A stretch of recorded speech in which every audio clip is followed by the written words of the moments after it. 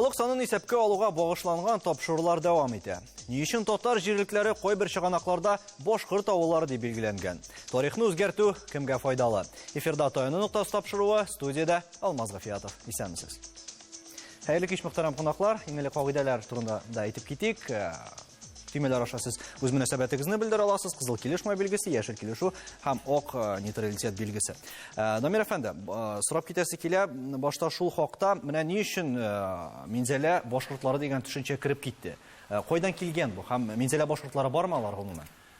Бу темада соңгы вакытта Башкортстаннан бер төркем политтехнологлар куйрыттылар.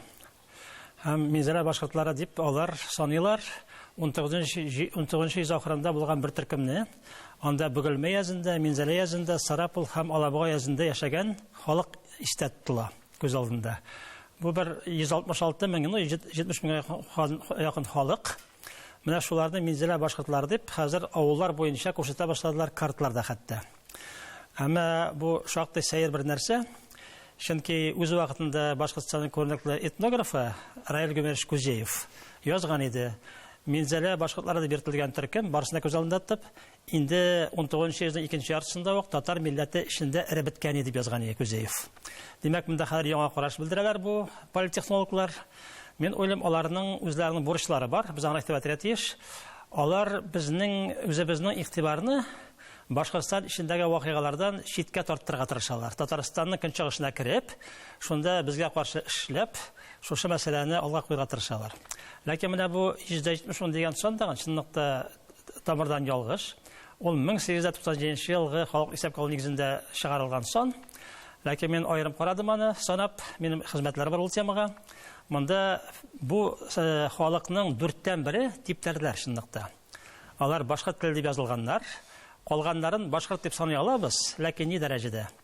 18 гасырга документлар нигезендә мин шулай таптым. Инде 18 гасыр ахырында бу төркемнәр 43% татар белән уртак никахта булганнар. Катнашып беткәннәр.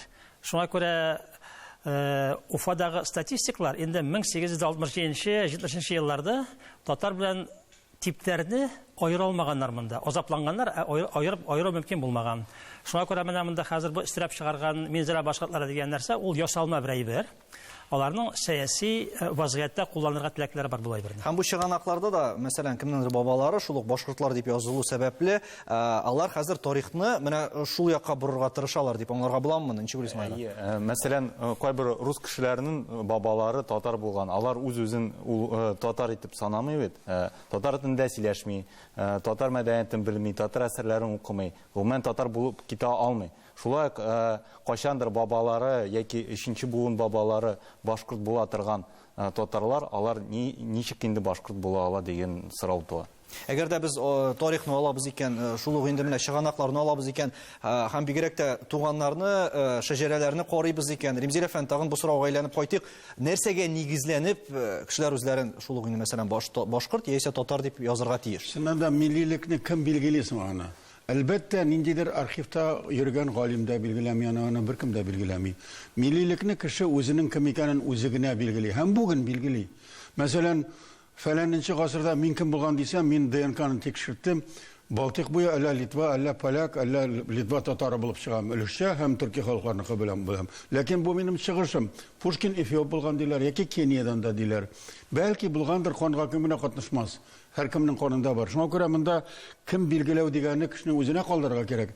Тарихны караганда 18-19 гасырда милләт билгеләү булмаган бит ул. Менә шушы Минзәлә язы дигән моны мин үзем Башкортстанның көньяк көнбатышында, ләкин безне дә шулай дип атыйлар күрәсең, безнең авылларында кая вакытта, ләкин без аңа игътибар итмибез. Безнең күрше авылларда башкорт авыллары бар. Чакмагышта, Дүртиледә, Илештәге башкорт авыллары юк. Алар беләләр. Безнең бар, шуңа күрә инде безне игълан итсәләр дә, мин белән минем күрше Конакай, Бикол башкорт кешеләре белән без бит төрле милләт, аларның гадәте, кыяфәте, традиция бар. Яки милләт ул үзгәрми. Менә ул авылларда яшәүчеләр алар ата бабалардан килгән, ата-ана ничек яшәгән, ничек сөйләшкән, шулай гына сөйләшә. Аны бернинди муллада, бернинди сельсоветта, бернинди патшада үзгәртмәгән аның. Шуңа күрә Радик Сибагатов, Башкорт дәүләт университетының татар бүлеге мөдире, мин шул бүлекне тәмамладым. Язды, урта гасырлар башында, Алтын Урда чорында шушы Көньяк Уралда, Урал ягында мына бу безнең милләттәшләр яшәгәннәр, уртак тел булган, бөтен Алтын Урда теле шушы булган инде ул. Шул вакытта бәлки башкорт кардәшләр дә күчеп килеп шунда бераз кыпчаклашканнардыр. Шуңа күрә бу проблема чыннан да уйлап чыгарылгандыр. 1956 елда мин мәктәпкә кергәндә, әтием мине башкорт авылында эшләгән, яшәгән җиребездән үзебезнең Дүсән авылына кайтарып куйды, чөнки мин татар мәктәбендә укырга тиеш идем. Ул вакытта Минзәлә башкортлары дигән сүзне ишетмәдем мин, һәм башкорт университетында укыганда башкорт этногенез дәресенә безне кертәләр конференцияга, анда гел Венгриядән галимнәр китерәләр. Ул вакытта уграфин теориясе алда иде. Хәзер ни өчендер мин хәзер игътибар итә башладым, шушы Илеш, Дүртөйле якларына башкорт эзлиләр. Bütün kişi de bile hem şu bir 30-40 yıl içinde kupmada köçerlerde bir kimde ul milletini özgertmedi. Lakin min sağınam. Özümüzün din boyu başkatlarını, onlarını min uyaradım, birge yaşayım. Hem anda Ziyançura, Ebzelil, Uçalı, Kaybulla, hem başka şu rayonlarda Kaya olsun başkatlar. Niye onları torunda silemezke, niye onların kın kuruşun, niye onların folklorun, niye onların көрсәтмәскә тарихын, әле бит 34 елда Аргаяш районыннан Чиләбедә калды башкорт районына. Самарада калды, Орынбурда калды. Бармыйлар, киләләр дә шул Чакмагашка кирип эзлиләр. Димәк бу милләтне үзгәртмиләр агайны. Мин бернинди монда проблема күрмим. Бары тик хәзер паспортка язмагач, бары тик халык санын алганда статистиканы фальшивый эшләргә генә үзгәртеп, процент артырга тырыштылар. Ул электә булды, аны яшермәде Таһир Агунҗанов. Шуңа күрә бу фальсификация каршы ничектер дөреслекне кертү ул татарга да кирәк, башкортка да кирәк. Чөнки менә бу Урал артындагы чын башкортларны мин бик кызганам, чөнки аларны сыйклаталар шушы Чакмагашларда. Һәм әле бер авылда яшәп тә төрле мәсәлән, күршеләр булып та, берсе татар, берсе башкорт дип. Ләкин Минзәлә татарларына әйләнеп кайтсак, ул җирлекләрдә менә кемнәр булган соң анда беренче булып? Бу территория бөтенесе дә татар дәүләтләренә кергән. Идел Булгарны әйтсәк тә Алтын Урда, анасын Казан ханлыгы, то есть аны татарлар яши. Әлбәттә инде Россия дәүләте территориясенә кергәннән соң башкорт сословиесе оеша, башкорт сословиесенә монда төп яшәгән халыкны кертә башлыйлар. Минзәлә якларында инде анда күпчелеге баштагы мәнле ясашный татар дип шутланыла җанисәп вакытында. Инде 19 гасырда аларны кинәт кенә алар бөтенесе дә башкорт сословиесенә кертелә. Шуңа менә шул документларга таянып, ревизский сказки җанисәбен 19 гасырда безнең башкорт галимнәребез инде әйтәләр, менә анда татарлар түгел, анда башкортлар яшәгән. Ләкин бу ялгынлык гайбер. Менә без күрәбез, 1917 елның революциядан соң менә бу сословиялар юкка чыгарылганнан соң, бу Минзәлә өязендә дә яки безнең Башкортстан территориясендә ул территориядан да бер җирдә дә башкорт калмый. Чөнки сословиялар юкка чыга, милләт буенча җанисәптә билгели башлыйлар, халык инде үзенең чын милләтен шунда әйтә. Татар икәнен билгели. Амнага хәтле алар бөтенесе сословие. Менә тагын бер мисал өчен әйтәсем килә. Менә безнең Татарстанны оештыручы төп кешеләр бу Сахиб Саид Галиев, как раз Уфа татары. Аның менә хәзер көнгә сакланган партийный личный листок по учету кадров, анда аерым ике җөмлә бар. Беренчесе сословие родителей дип башкорт дип язылган, а милләт национальность дип татар язылган. То есть ул вакыттагы яшәгән кешеләр 20 гасыр башында алар уже аерганнар. Милләт ул берәйбер, сословие берәйбер. Ә инде безнең менә пропагандистлар әйбит, башкорт галимнәре дип әйтәгәндә әйбит, кавычкаларга алып, алар инде әйтәләр, юк, милләттә сословие дә берәйбер. Ул зур зыянлык. Ләкин бит әле монда халык саны исәпкә алган. Ул минемчә әйтәм, ул мошенничество. Чөнки гади халык аны аермасын белмәй. Менә без галимнәр беләбез. Ул башкорт галимнәр әлбәттә белә. Гади халык белмәй. Алар гади халыкны башын алдатып әйтәләр. Ул сословие да милләт дә берәйбер дип. Һәм шуңа нигезләнеп тә язырга мөмкиннәр. Ул кармакка хәзерге татар кешеләре эләгәләр. Менә мин видео күрдем шундый. Миңа таныш ике краевед шөгыльләнгән кешеләр, икесе дәгән. Менә без документларда башка дип язылганбыз, башка тренды әйтә башлаганнар. Бу бит ревизский сказкаларда сословие гына билгеләнә. Әле ничек билгеләргә була аны? Шул ук без әйткән менә 19 йөз ахыры анда бит милләт гомумән ул халык саны исәпкә алганда билгеләнмәгән. Менә төрле җан исәпне алганда, Руслан, ничек уйлыйсың? Менә булай шул ук инде мифлар тудыру дип әйтик инде, кешенең башын бутау эше нәрсә өчен башкарылган? Дөресен әйткәндә, тарихы сай булган дәүләтләр, милләтләр мифы тарих белән шөгыльләнә. Мәсәлән, менә кайбер урыс идеологлары үзләрен этрускилардан килеп чыгаралар, мәсәлән. Яисә имеш, мәсәлән, Мисырдагы пирамидаларны алар төзегән имеш. Менә шундый мифлар килеп чыга. Хәтта бик акыллы академиклар да монарга инана, дөресен әйткәндә. Гади халык турында әйткәндә дә әйтәсе дә юк, дөресен әйткәндә. Монда әйтелде инде күп сүзләр, дөрес сүзләр. Сословие белән милләт ике төрле төшенчә. Берсе аның социаль якны карый, икенчесе инде 19 гасырның башында милләт дигән төшенчә башкортлар өчен гомумән аңлашылмаган әйбер иде.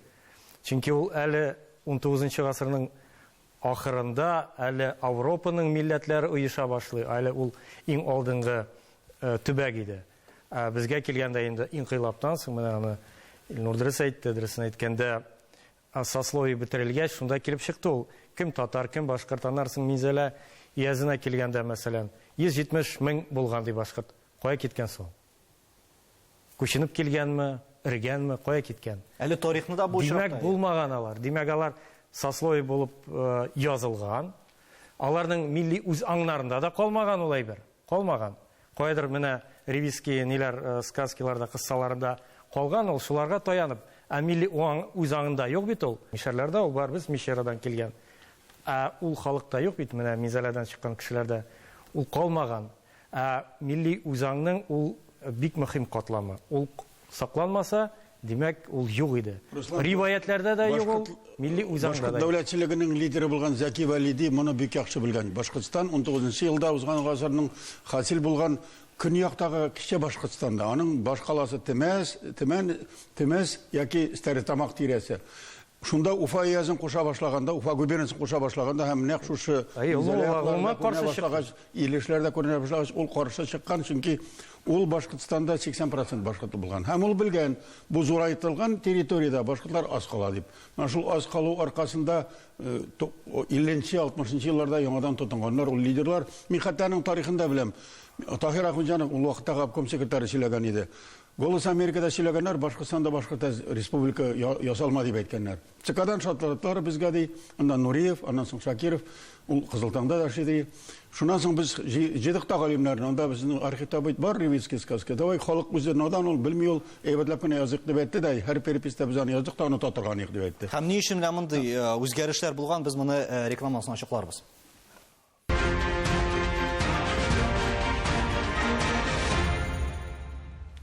Татарстан Яңа гасыр телеканалында Тоян нокта тапшыруы рекламага киткәнче монда бәхәс башланган иде. Безнең ни өчен Минзәлә башкортлар дигән төшенчә барлыкка килгән, дөресме ул һәм бүген Минзәлә башкортлары бармы дигәнрәк сорауга җавап эзләдек. Рәшит әфәнде, менә сез әлеге төшенчәгә ничек карыйсыз? Нәрсәгә чыккан? Тарихны үзгәртү максатыннанмы, әллә инде монда ниндидер башка бурычлар куелганмы? Кемнәрдер алдында дип әйтелде шул бурычлар алдында. Үзең син мөслим башкортымы? Әлбәттә. Атып бирәле шуны. Менә соңгы вакытта мин туган ягъни белән шөгыльләнеп китеп, кайбер абзыйларның китапларында редакцияләп утырам. Һәм шунда ни гаҗәп, шундый фактка тап булам. Менә безнең авыл башы җирләре булган дип башлана. Менә шуларга шундый сорау бирәсе килә. Ничәнче гасырдан башка җирләре булган? 16 гасырдан ала ким дигәндә 16 гасырдан Казан ханлыгы яулап алганнан соң гына бу җирләр башкортларга бирелгән, һәм инде алар башкортлар җире дип аталган җиргә килеп урнашканнар. Бу бер. Икенчедән, мәсәлән, безнең үзебезнең авыл, Милләтамак авылы Мөслимнең, безнең авылда 4 зират бар. Андый авыллар бик сирәк. Мәллә Шәрип дигән якында инде 1 зират. Ансында башкорт ягы йөккәндәр теге заманда, безнең бу якта типтәгеләр, Казан кешеләре һәм башкортлар. Мәсәлән, безнең ул эш нидә бер нинди аермада юк, ләкин зиратларда аерма бар инде. Һаманда элекничек җирләгәннәр, халыкны шулай җирлиләр. Мәсәлән, минем әбинең туган авылы, Зәйтин әбинең туган авылы Салавыз Мухан. Муханга баргач, минем ул абый сөйли, бу вакыт баба инде мәрхүм булгач җирләргә барганнар да, кара, монда Мишәр бабаңның да Оныгы килгән икән дип, миңа Мишәр дип әйттеләр ди. Менә бездә Мишәрләр дә булган икән димәк. Гомумән безнең якта электә мин хәтерләмим, хәзер дә хәтерләмим, нидер башкорт дип аталуны, үзем башкорт дип санауны. Ул әлбәттә сословие, аны халык белеп бетерми, һәм шул ук вакытта, мәсәлән, башкортлар бит 60 тоннан артык шәҗәрәләр китабын чыгардылар. Менә алар бездә андый китаплар 300-500 чыкса, алар аны 5000 дәнә басканнар. Безнең авылга да 50ләп китап алып килгәннәр. Мин аны килгәч күрдем. Мине үземә дә буны бүләк итеп биреп җибәрделәр. Менә алар халык арасында пропаганда алып бару өчен акча җәлләмиләр. Хәзер сезнең авылыгызда бармы анда шул ук бүлү һәм кемдән ничек җирлиләр? Менә бу сез әйткәнчә инде башкортлар традиция буенча гына зиратта җирлиләр, ләкин бер кемдә үзен башкорт дип әйтми, дип әйтми. Мәсәлән, мин инде Казан кешесе. Күрәсең, заманында Казаннан качып монда килеп утырганнар да инде. Әмма дә ләкин үзен башкорт дип санаган, һәм мин мәле бит әби белән бабай әнкәй ягыннан, шул Мәллә Шәрип ягында. Аларның да мин кайчан да булса без башкорттан чыккан дип әйткәннәр мин хәтерләмим. Бу гомумән көлке, чик дип әйтәләр әле, иң яхшы саклану ул һөҗүм итү чарасы диләр. Менә бу башкорт политтехнологларының Минзәлә башкортлары дигән гыйбарә уйлап чыгарулары минемчә аларның шул үзләренчә саклану чарасы гына. Ни өчен бу территорияларда шулай? Эшкәнлек бар име, аны әйтмеш китеп булмый, тарихчы буларак. Бер мәгълүмат сакланган 1631 елга карый. Уфа язында күпме башкорт, күпме типтәр икәнлеге. Һәм шунда сон әйтелә, башкортлар 6000 двор чамасы, типтәрләр 8000 двор. Ул вакытта дворда иркешкә исәпкә алынган, бу 5 тапкырларга кирәк. Димәк, типтәрләрнең саны 40 000 булган, башкортларның 30 000. Һәм шуннан соң җитәбез 18 гасырга, 18 гасыр башында кинәткә типтәрләр 2 тапкыр кимиләр соннары. 22 000 генә кала типтәрләр. Юкка чыгалар. Кая киткәннәр? Башкортлар составына кирип киткәннәр, башкорт сословиесына. Һәм менә монда тагы бер кызыклы тарихи факт әйтергә уйлыйм мин. Казан ханлыгы алынганда бит Уфа шәһәре булмаган. Шуңа күрә бөтен халыклар кергәннәр Казан иязы составына. Һәм шул ияз буенча әйтелгән, башкортлар яшиләр иде Каманың бөек урманнары арасында, төньякта каядыр диелгән. Менә Уфа шәһәре ешканнан соң проблема килеп туа. Ничегәдер Казан иязының җире белән Уфа иязының җирен бүлергә. Һәм шул вакытта булган вакытта дискуссиялар китә. Ясакны кем кая түләргә тиеш. Менә Уфа иязына караган ясак түләүчеләр башкорт дип язылган булганнар. Шуңа күрә Казан якларында, Минзәлә якларынан шунда ясакны Уфа якынрак булгач күчерүчеләр автоматик башкортка әйләнгәннәр. Алар беренче башкортта булмаганнар. Бит территориаль яктан да монда сораулар туа. Мәсәлән, шул әгәр Җеминзилеевс Бөгелмәдә барыбер ни өчендер ул җирлекләрне әле һаманда башкорт җирлеге белән бәйләүчеләр бар. Ни өчен? Әле Казанны да әйтәләр бу башкортның тархан җирләре. Алайда шундый радикаль карашлар да бар. Алар әлбәттә инде ниндидер нигезләмәсен үзенекен әзерлиләр, әмма моңа каршы контраргументация бик күп. Һәм менә мәсәлән шул ук Минзәлә башкортлары турында алып барылган роликтагы сүз, ул юрми дигән дип язылган анда. Карасан, менә Википедиядә карасаң, кем юрмига керә? Казанлылар, ясачнылар, болгарлар керә. Ягъни бу безнең татарның тамырлары да менә бу юрми дигән конструкка да кертәләр алар. Ягъни безнең тарихны, татарның тарихында, татарның этник компонентларында алар башкорт составына да кертергә тырышалар. Димәк, бу очракта кайсы чыганакларга ашарга? Кемгә ничек уңайлы, димәк, әлеге тарихи интерпретациялар үзенә Сезнең соравыгызга җавап әйтеп китәем. Алар аны инде бу Минзәлә иязләрен не башкорт дип әйтәләр, чөнки элекке вакытта Уфа губерниясына кергән беренчедән, икенче республикалар оешканчы. Икенчедән инде анда шул ук менә җан исәп вакытларында, Ревизский сказка вакытында анда хәтсезенә башкорт сословиесында булган кешеләр бар. Күрсәтелгән. Шуңа күрә инде алар әйтәләр, ул башкорт җире, ул башкорт сословиесе. Гомумән менә монардан тыш, менә бу ике факттан башка аларның башкорт дигән әйтүе бернинди нигә таянмай, реаль тормышка таянмаган. Менә безнең Татарстан, ягъни этник тарих түгел ул. Ул административ, территориаль бүленеш. И то вакытта Уфа губерниясе ул бит Башкортстан республикасы дигән түгел. Ул просто Уфа шәһәре янындагы урнашкан территориялар. Шуңа күрә ул Башкортстан дигән нине аңлатмый гомумән. Икенчедән менә республикалар оешкан вакытта бит инде ул Минзәлә өязе шулай ук шактый ук Татарстан içine кертелеп җибәрә. Заки Валидиннан каршы килмәй, киресенчә менә Ремзиләва әйтеп китте бит инде. Конкрет документ бар. 1920 елны февраль аенда Татарстанның менә чикләрен үзләштергән вакытта Заки Валиди һәм аның ике урынбасары язалар хат Мәскәүгә. Алар әйтәләр, в пределах Уфимской области, то есть Уфа губерниясе территориясында 1 200-300 мең татар яши, 250 мең башкорт яши.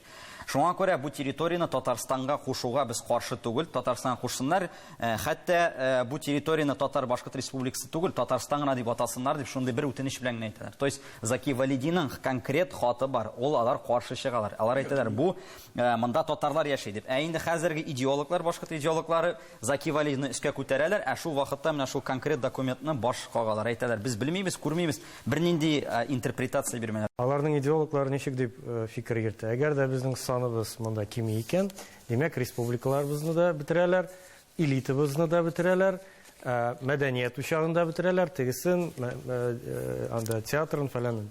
Алай түгел бит. Без аларга аңлатабыз, алай түгел, без сезгә дошман түгел. Дошман дигән сүзгә чынында әйтәләр татар башкорт каршылыгы. Бу бары тик этно-мәдәни фәнни бәхәс.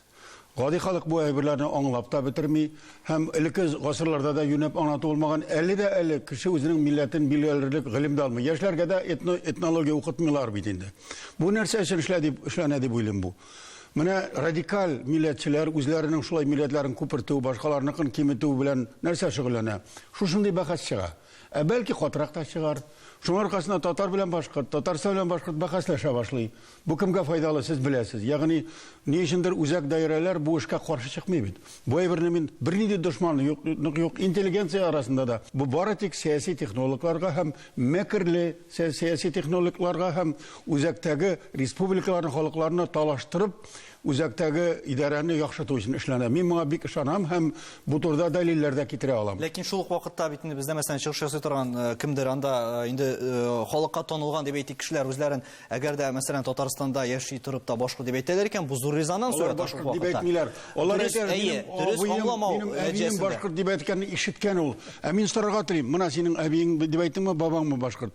Котлыйм сине. Котлыйм сине, менә котлыйм сине, синең бабаң башкорт булган. Чыннан да булырга да мөмкин, чөнки катнаш гаилә булырга мөмкин. Что из этого следует? Нәрсәсең моннан? Бәлки каршылык тудырмаска. Син бәлки шуңа карап башка төрле уйлыйсыңмы?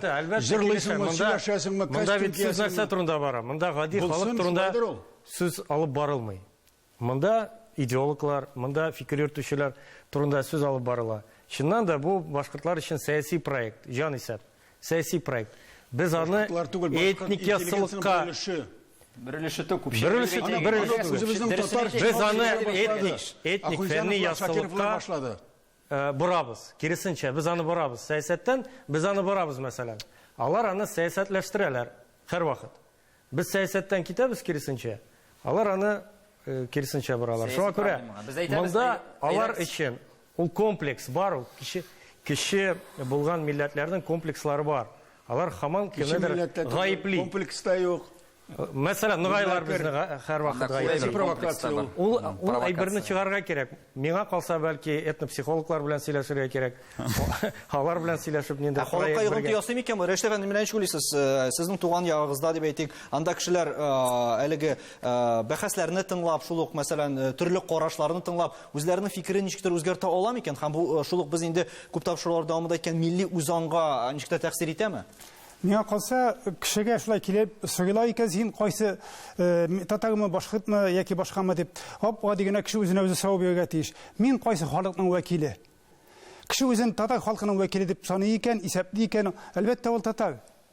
Ул үзенә сорау бирергә тиеш. Мин баламны яки анагымны мәктәптән нинди телдә укытырга телим. Һәм бариза өчен хас әйбер. Гади халык өчен җаны исәпне ул сорау хас түгел. Күпләр аңламый. Ни өчен шушы санаганнан соң бернинди паспортка да үзгәреш булмый, ләкин авылны шушы милләтен үзгәрткән очракта аның мәктәбендә сорамыйча да башка телдә гади халык ничек фикер йөртә? Менә телевизордан шулай әйттеләр. Бер бәндә килде, акыллы бәндә шулай дип әйтте, сез башкортлар, мин башкорт икән. Ул барыбер телен үзгәртми һәм баласын бирми. Телен үзгәртми дә, әлбәттә башкорт телендә өйрәтсәләр, менә мин кичегенә мисал китерәм. Башкортстанның башкорт якларында бар Ушалы районы дигән район әйт, анда 39 елның җан исәбе буенча 30% татар иде. Хәзерге җан исәбе буенча 14% татар. Ни алай калды? Чөнки 59 елдагы җан исәбе буенча башкорт дип язылдылар. Күпчелек татар авылларында башкорт телен укыту керттеләр. Анда хәзер яшәгән татардан күпчелеге татар телен белми, башкорт телендә сөйләшә, или кушымталы телдә дип әйтәйин, ике тел арасында. И һәр менә шундый зыялылар килеп әйтәләр, "Мәсәлән, телегез бит башкорт, башкортча өйрәнәсез, менә сез башкорт, ялар шайтыр башкортча язалар, алар татар милләте өчен югалалар. Шуңа күрә аның ул бик зур хата, менә безне җан исәптә башкорт дип яздыралар, безнең тормышыбызда без үзгәрмәй дип. Юк, үзгәрә. Шул ук социаль статусны, социаль лифтлар буенча менү вакытында да менә кешенең татар саны нихәтле Башкортстанда булу, ул бик зур ихтимал. Чөнки менә шунардан инде дәүләт милли сәясәте алып барыла. Менә без гади халыкка шуны аңлатырга тиешбез. Җан исәп ул мондый механический сине татарым башкорткына яздыру түгел, ул синең алдагы тормышыңа бик зур йогынты ясыйчак дип. Һәм без әлеге бәхәсне башка тапшыруларда дәвам иттерербез. Дамир әфәнде, димәк, менә әлеге пропагандага бирелмәдә синеңчә нәрсә таянып тасылырга тиеш? Монда мәдәнияткә һәм телгә таянырга кирәк. Бит объектив мәгълүматлар бар. Менә бу Башкортстанның төньяк көнбатышында, Татарстанның көнчыгышында бер үк мәдәният. Аның татар этнографлары өйрәнделәр, диалekтлар өйрәнделәр. Анда татар мәдәнияте һәм татар теле. Шуңа күрә бу милли аңның нигезе булырга тиеш чынлыкта. Һәм әгәр дә кеше шуны аңлый икән, ул бит барыгыз да беләсез, ул Көнчыгыш Башкортстан өчен мәсәлән Сабантуй хас булмаган. Монда борынгыдан Сабантуйлар бар. Бу татар әйберләр барысы да.